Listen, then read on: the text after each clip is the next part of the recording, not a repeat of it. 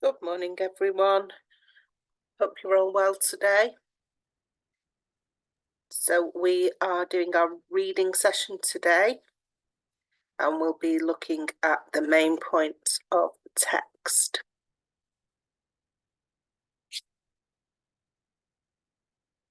Our aims and outcomes for today.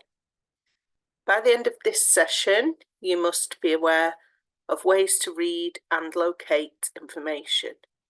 Be aware of different reading skills. Find information using structural features. You should use different reading skills on a regular basis, and you could use different reading skills all of the time. We are going to start today by watching a video about finding information. So bear with me and I'll start that for us.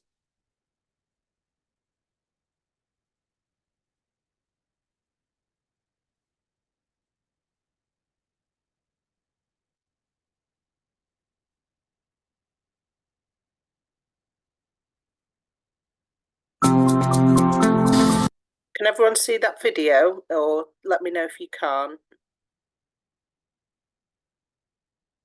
Reading to find information. There are many different reasons for reading. When you think about it, we are reading all the time. Road signs, instructions, timetables, junk mail, text messages, adverts, for example. However, there are times when we must focus our reading skills so that we can find specific information for a particular reason, sometimes in a short space of time. There are a few things to think about and strategies that we can use when finding information. Skimming and scanning reading techniques, using paragraphs and finding topic sentences to help, reading for detail, being able to concentrate and read carefully. Let's start with skimming and scanning. Skimming and scanning are fast reading techniques that can help you to read quickly, decide if the text is interesting and whether you should read it in more detail, obtain the gist of a piece of text, i.e., quickly identify its main ideas, find a key piece of information. Imagine you are choosing a magazine to buy. As you browse the shelf of possible magazines, your eyes quickly move over them all until you zoom in on the one that you want to take off the shelf for a better look. This is because your eyes have picked out that there are a few things that you would like to read about, such as an article on a famous singer that you like. This is skimming. You then pick up the text and flick through all the pages to find the article about the famous singer, and you scan this page quickly to see if it's all that was promised on that front page. This is scanning. How do you skim and scan read? Don't read the whole text word for word. Let your eyes move quickly until you find something you are looking for. Use picture or diagram clues to give you background information.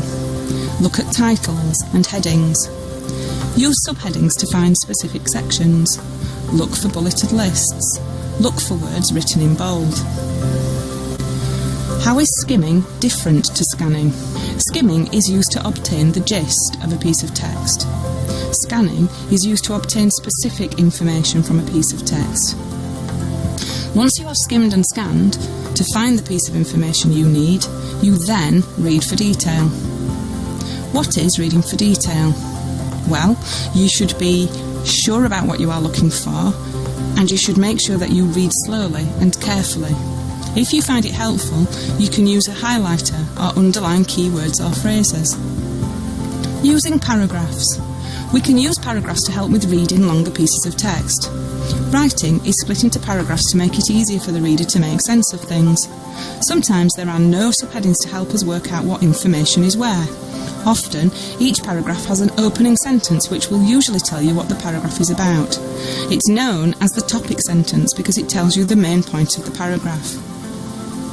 When you are trying to get through text quickly, then just reading the first sentence of each paragraph can help you to see what the paragraph is about and then decide whether the paragraph is relevant to why you are reading or the information you are trying to find. And if you are reading a long piece of text which is made up of, say, 5 long paragraphs, if you only need to read the first sentence of each, you will just be reading 5 sentences, but you will still have a good overall idea about the content of the whole piece of writing. If you find skimming, scanning and reading for detail difficult, then the best way to improve is to practice. Using these reading skills effectively can be difficult at first, but the more you skim and scan, the better you get at it. So, why do you need to be able to skim and scan and read for detail? Sometimes you have to do research to find information for a project at work or an assignment for a course. You may be given information that needs to be understood, such as an important letter or an announcement or something on which you need to act. You might also read to relax, for example magazines or books, or to learn about a new hobby or interest. You need to know when it is appropriate to skim and scan read, but also when it is necessary to read more carefully and in a focused way.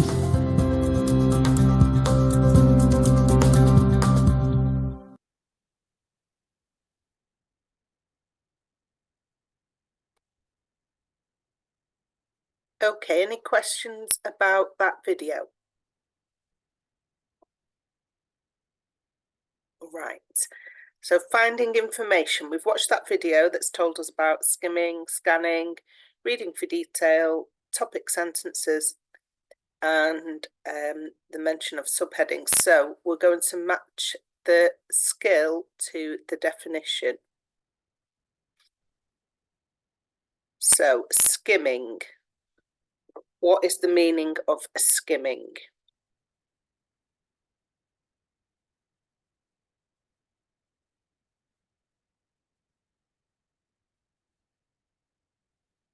So anybody? A friend finding the gist. Good.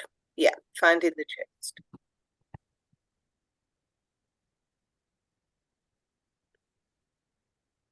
Well done. What about scanning? Finding Found specific information. Yeah, so you're looking for something specific. You want to know about a particular word, if that features. So you're scanning. Can you see that particular word? Good, well done. Reading for detail.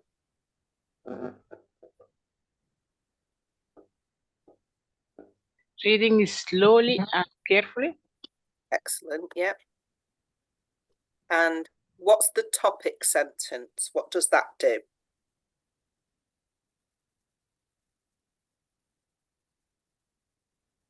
A word phrase and sentence used to introduce part of a text. Okay, so does anyone else want to have a go?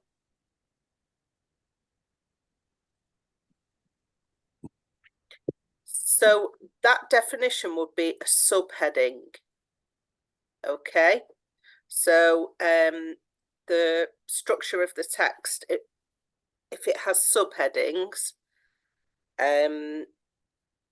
sorry, I'm getting confused here. You were right in the first place. Sorry, the subheading is what the paragraph is about.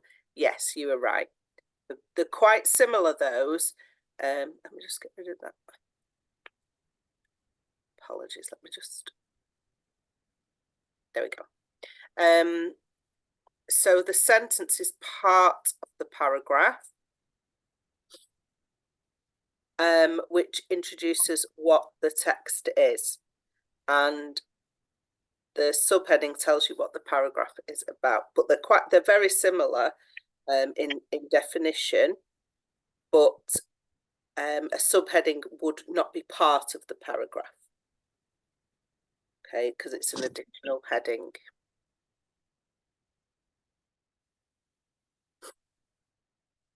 Text types. By level 2 functional skills reading, you need to be able to read and understand a range of document types. So when you are doing your assessment, you may be asked to read articles, letters, emails, reports, extracts from online forums, or blogs. Okay, any questions about those text types?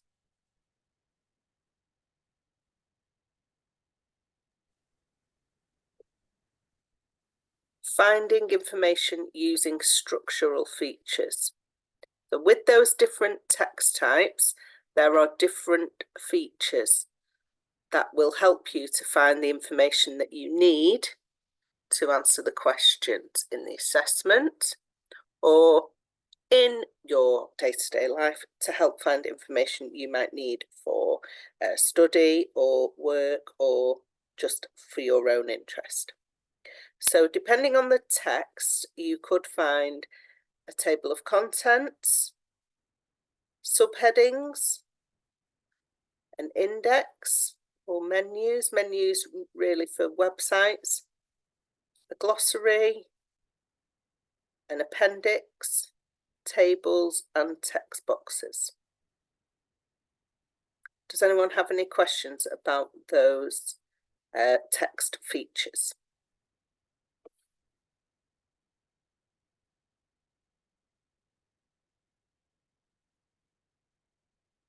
So if you can have a think, what sorts of text or documents would have these features? So where might you find, or what document type would include a table of contents?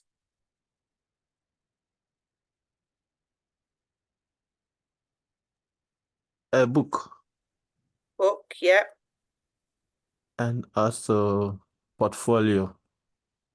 Yep, let's have a look. So yeah, books, reports, like you said, like a portfolio type report. Well done. An index.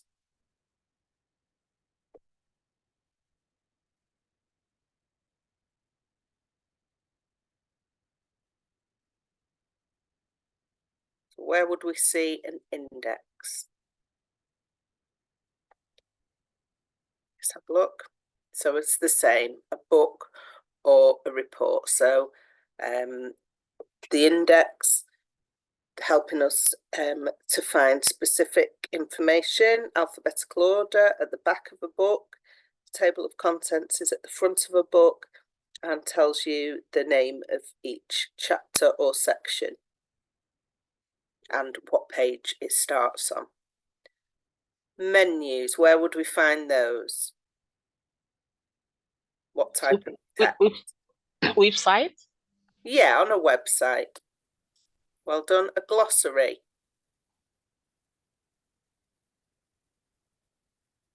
So a glossary is a list of words, usually technical words, that are used within the text and their meanings. So an assumption that people might not be familiar with these words. So the writer has included a glossary, sort of like a mini dictionary, but just including words within that text, technical words usually, or subject-specific words that might not be commonly known. So they'll be listed with their definition. Where might we find that?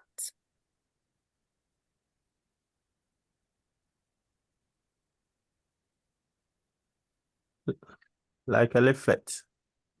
It could be in a leaflet or a book or report or a website.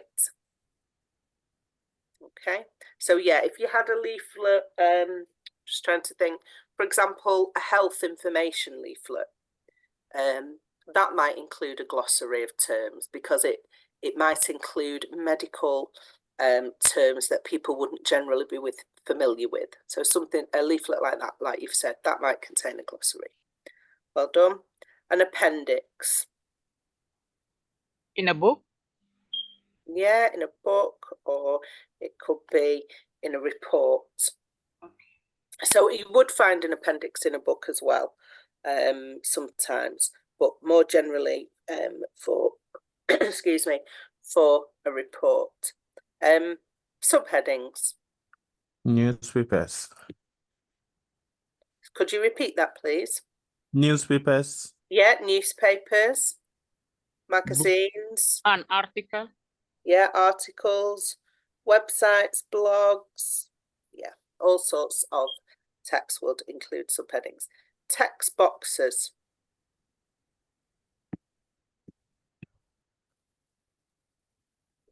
So literally a box on the page which might be a different colour, or it might literally have a rectangle around it, like a frame, and the text inside might be in a different font or size or colour, and it will have additional information.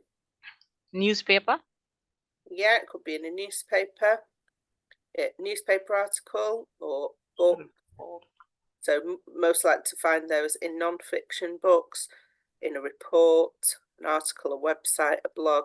Also, often advertising posters might have a text box, or an advert on a page in a newspaper or a magazine. There might be a text box with, so for example, an advertisement for an event, it might have a text box which includes contact information, the address, the date, and so on. Well done, everybody. So now you need to do some reading. So read this paragraph and then answer the questions. So I'll give you a minute or so to read it. And then if you start reading the questions, and then we'll answer them together.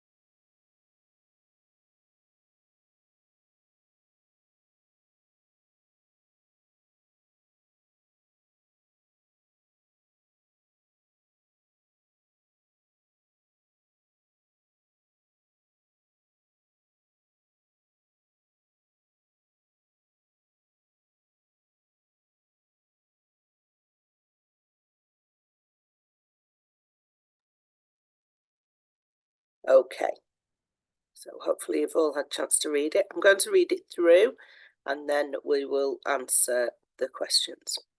Motor oil picks up a variety of hazardous contaminants when used in engines and transmissions. If used motor oil is released into the environment, it can harm humans, plants, animals, fish, and shellfish. In water, oil is a visible pollutant floating as a scum on the surface. This can stop sunlight and oxygen from getting into the water, affecting fish and water plants. It can kill fish, frogs, and other animals that breathe from the water's surface. Low temperature burning of used oil can create airborne pollutants, which can get into people's lungs and have adverse health effects. Question 1. How does motor oil pick up contaminants? When used in engines and transmissions. Good. So going back to how to find information. So how does motor oil pick up contaminants? We are scanning for that word contaminants. It's here, so our answer is likely to be around here. So motor oil picks up. when used, so just exactly as you've answered, when used in engines and transmissions. Okay, well done. So number 2, how does oil in water affect the environment? So so if we look at that question, what should we be scanning for? How does oil in water affect the environment?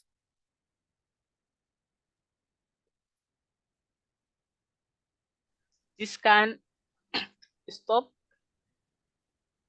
sunlight and oxygen from the getting into water. Good. So we're scanning, we're looking for specific words, oil and environment, and then you found that. So we've got oil here and good. Environment, so that's where our answer will be found. It can harm, oil in water can harm humans, plants, animals, fish and shellfish. Yeah, okay. Did someone else have something to say? No? Okay. So what can create airborne pollutants? So before we find the answer, which words in question 3 are we scanning the paragraph for? Pollutants. Good. Pollutants. Could also be looking for airborne. Well done. So what's the answer to that question? What can create airborne pollutants?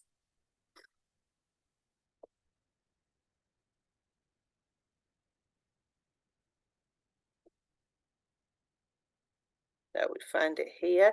So in your when you're doing your assessment, first think about what you're scanning for, and then even underline it so you're directing your thinking process of what the answer will be. So what creates airborne pollutants?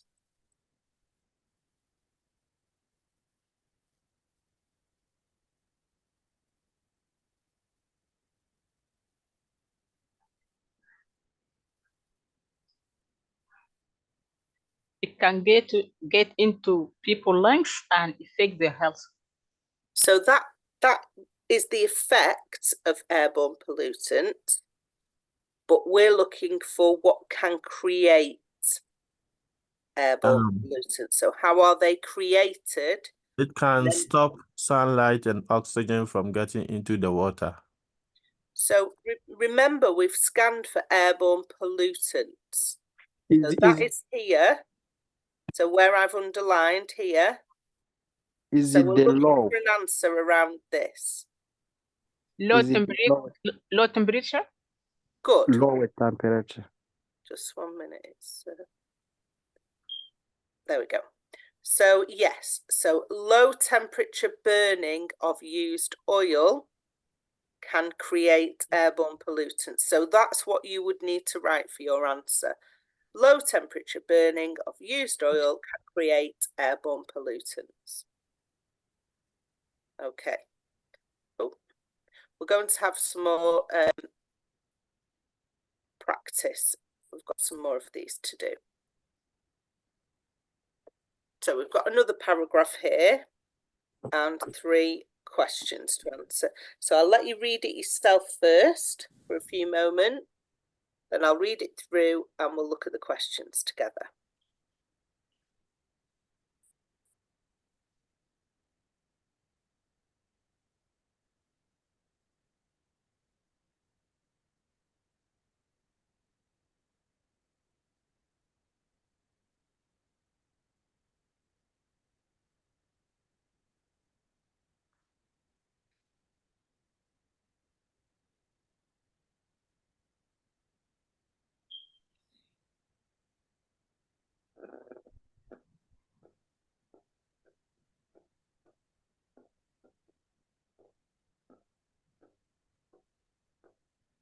Okay, so for this paragraph, the questions, rather than focusing on what information you can find in the text to answer, it's focused on what we call inference, which is also known as reading between the lines.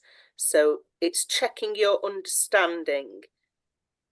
So you have to do a bit more thinking rather than just finding the exact answer in the text. You have to think about what the text is telling you and what you can understand from that. So hopefully that will become clear. I'll read through it and then we'll look at the questions. The New Street Butchery changed ownership a month ago. As the name suggests, the focus is on meat. It's no place for vegetarians. The menu is meat, meat and more meat, from homemade rabbit and duck charcuterie to boar and venison, and the bellies, breasts, loins and legs from practically every part of the animal kingdom. For meat lovers, there is a wealth of choice. It's not perfect, but it's good.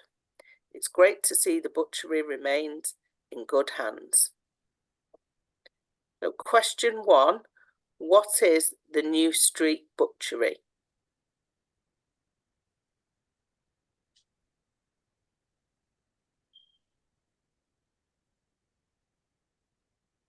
So what type of place is it? What type of business?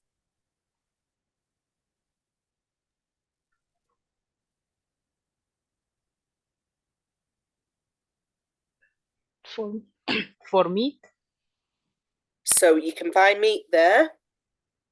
What type of business is it though? different type of meat. There's different types of meat available. Okay. What type of business is it? It suggests that it focuses on only meats. So it does, that's right. But what type of business? Oh, type of business. So if you go into this business, what are you going to do? Every part of the Pardon? animal is It does, yeah, it does sell different animals and different parts of the animal.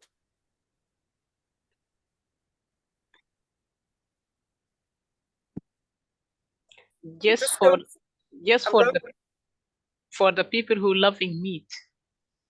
It is for people that love meat, but what type of business is it? I'm going to underline a word that gives us a big clue as to what type of business it is.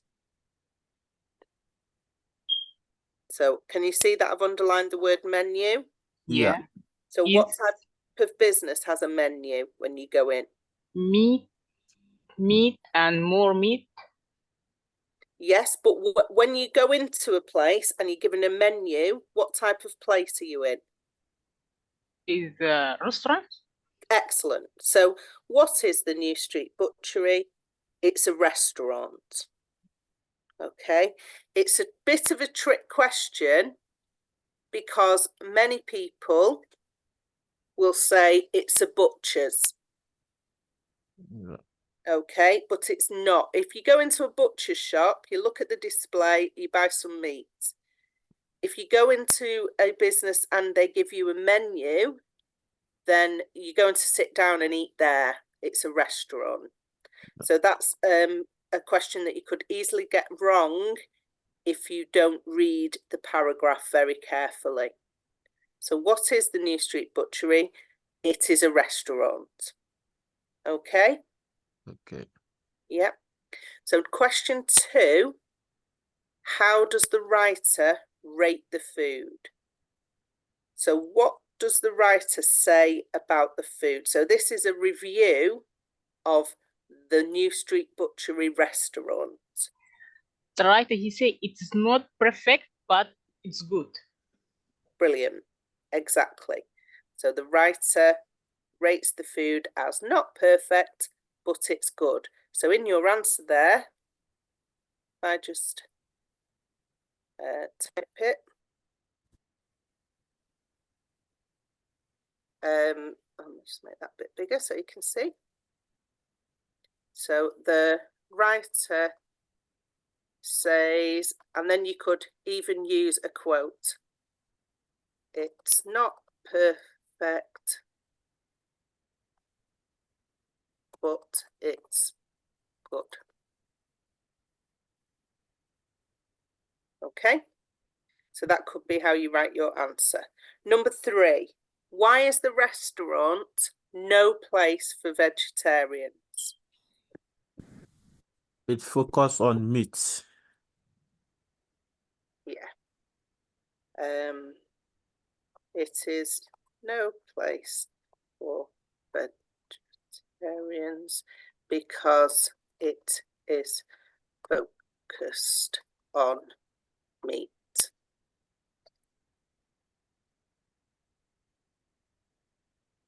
Good, well done. So, as I mentioned before we read the paragraph, the answers here are not, you have to show your understanding to answer the questions rather than just quoting from the text every time. So it doesn't say in the paragraph, the New Street Butchery is a restaurant. We have to deduce that. We have to use the clues such as the menu. So there's a menu, it must be a restaurant. Yeah. So second question, we can just quote from the text. It's not perfect, but it's good. But number 3, again, in the paragraph, there's nowhere that it says, Restaurant. it doesn't say, this is no place for vegetarians because it's focused on meat. We have to draw that, we have to write that ourselves. We're paraphrasing what's there because it doesn't tell us exactly. We have to show a level of understanding. Okay, so does that make sense? Does anyone have any questions about that? Okay, let's have a look at the next one. So again, if you take a few moments to read it, then I will read it out loud and we'll look at the questions together.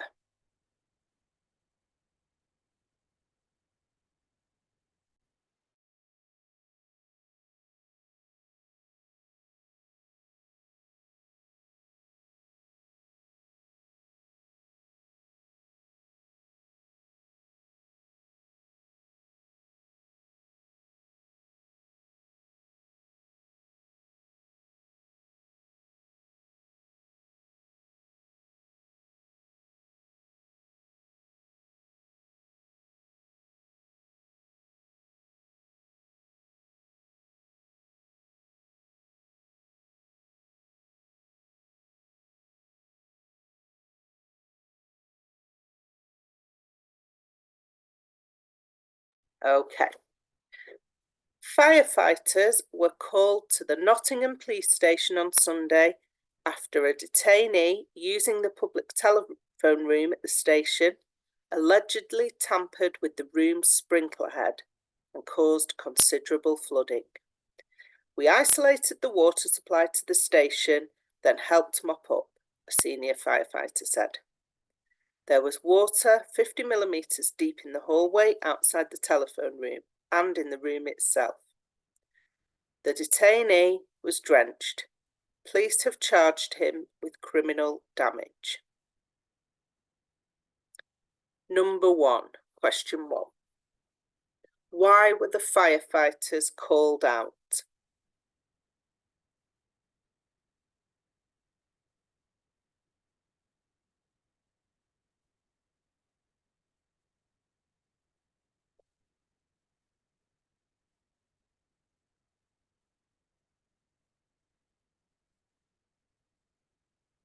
So we can look, we can scan and see here. So we've got firefighters and called, and then if we read the rest of that sentence, we should be able to find our answer.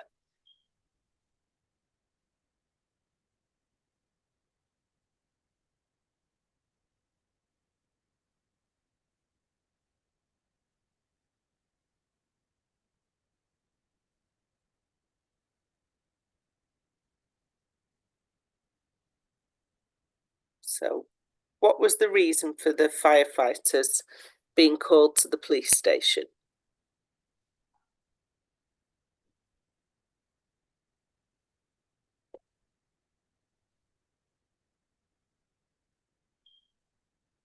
Anyone have a go? The firefighter called because a detainee used the public telephone room at the station. So the firefighters were called because a detainee. What did the detainee cause? What happened? This caused water flooding. Yeah.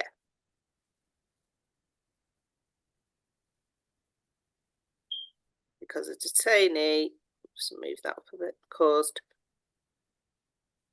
flooding at the station. Good. So we're paraphrasing. We don't have to write Everything. exactly how it's written here about how the detainee tampered with the sprinkler in the telephone room. We can paraphrase it. A detainee caused flooding at the station. Okay. Any questions about that? Right, then number 2, how did the firefighters help? So what did the firefighters do to help?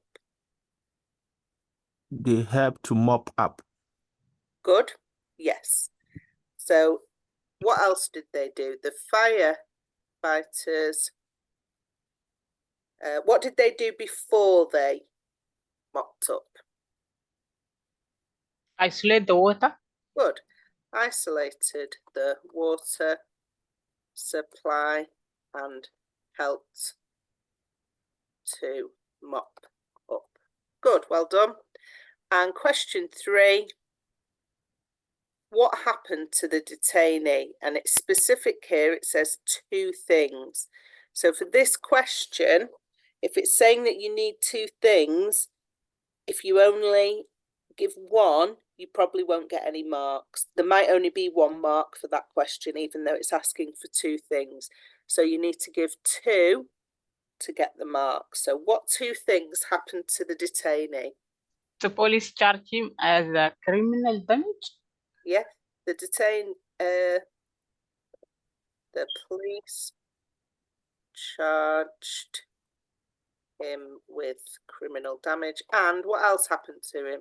He was drenched. And he was, he was drenched. So he was drenched. He was absolutely wet through from the sprinkler covering him with water. Well done. Excellent. Any questions there? Okay. So we've reached the end of our session and we're going to do our quiz. So question 1, what is skimming? Looking for key information, careful reading, reading the first sentences of a paragraph, or finding the gist of a text? Finding the gist of the text. Good, well done. What is scanning? Reading to find key information, casting your eyes over a text to find its gist, reading the first sentences of a paragraph, or slow and careful reading? Scanning. Skimming is casting your eye over a text to find its gist. So that's skimming, but this time we're looking for scanning. A. Good. So finding key information. So if the question asked you, what happened? So in the last paragraph, what happened to the detainee? So we could scan then for that word detainee. We're looking for key information. Skimming is looking at the whole text to get a general idea or to find the gist. So a slight difference there. So what is the topic sentence in a paragraph? Is it always, or rather, let me start again. The topic sentence in a paragraph is always first, gives detail and evidence, closes the paragraph, or gives the main idea of the paragraph?